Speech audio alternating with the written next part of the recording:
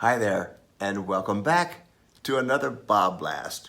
Hi, I'm Bob Burridge, and this one is a continuation of the 4 compositions I use in a landscape. So the last one we already did. This is the second one. The second one is all about tunnel vision. It's the graphic design, and it is exactly what it says, tunnel vision.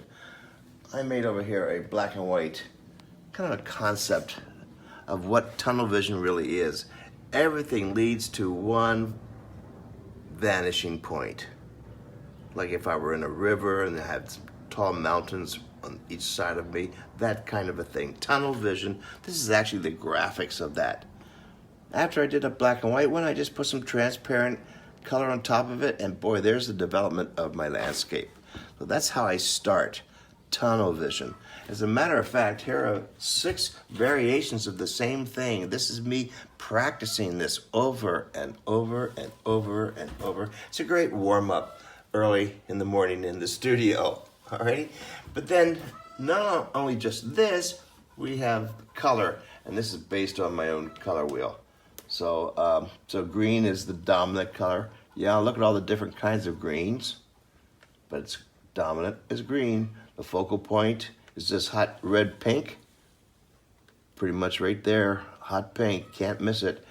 In case you've missed it, the 2 spice colors, this blue and this orange. A little bit of blue spice and a little bit of orange around the focal point.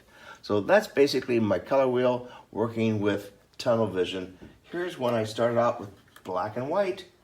So let me show you what I do with color.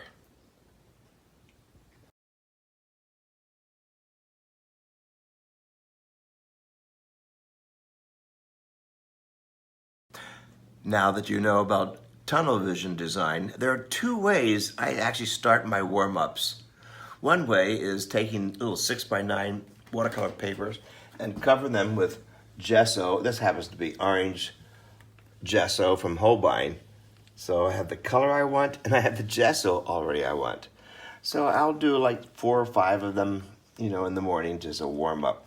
After it has dried, I have my black paint, my white paint. I'll start the design right off the bat. So let's just say that, I'll use my finger here, this is where I want the focal point to be.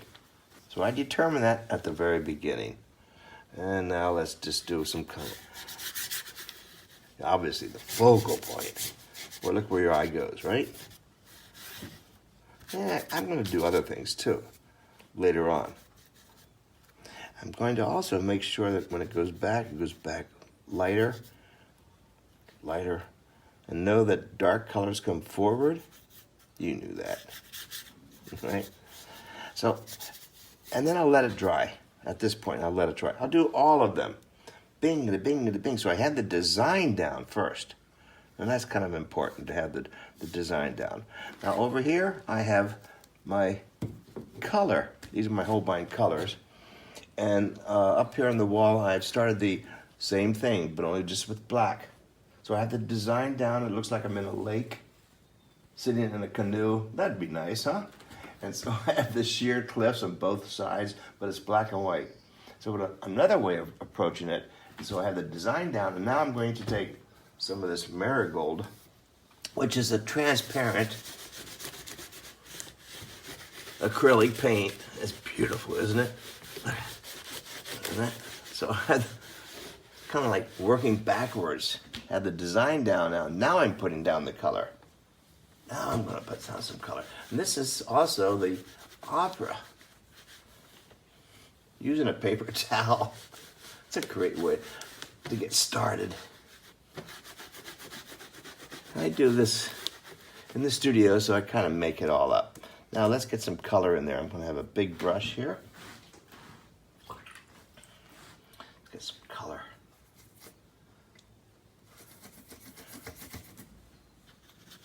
Whoa. So I'm going for contrast at this point. And have some trees way in the background. It's the same color.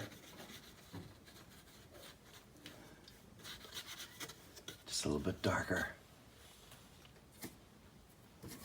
So I'm painting the illusion of other trees or hills or mountains by making the sky brighter. That kind of a thing. And when the landscape goes further away, it actually gets lighter, not darker.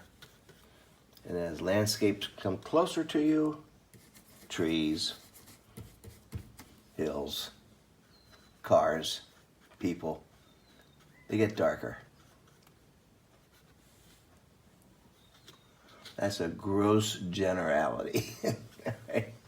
And now to bring some of that into this, looks like water.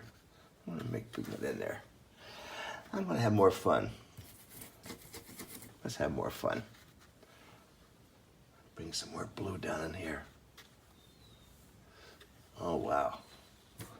Bring in some of this magenta in here. Why not? So I'm using the black original sketch as almost a template to where I want to go. Get this back into here again. Bring in the white.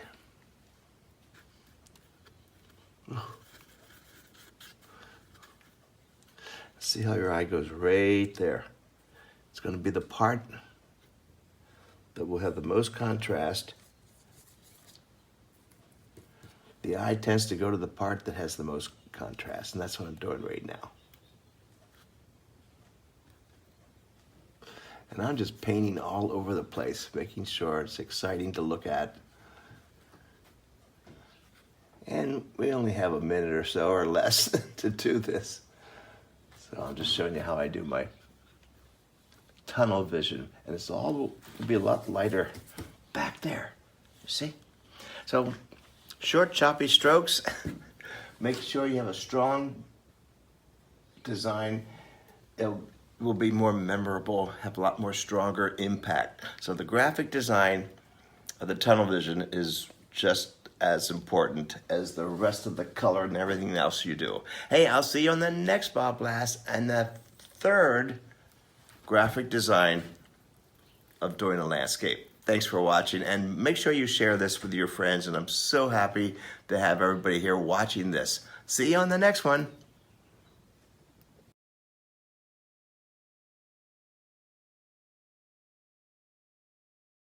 Hi there, this is Bob Burridge, and I'm here to tell you about a special Thursday night, all of April, date night with Bob. But we get to paint the live model. Haven't you always wanted to paint the live model, the undraped and costumed model for 2 hours? Think of it, every Thursday night. I get to paint, you get to paint, we get to see the same poses. This is Pash, our professional model. She's been with me for so many years. And it's 2 hours each time. You don't have to worry about your drawing skills. It's all about painting the professional model. Okay? And I did all of these paintings that you see behind me with the brush. There's no drawing, so don't worry about that part. I'm going to help you through all of that. I hope to paint and Zoom with you every Thursday night in April with Date Night with Bob's.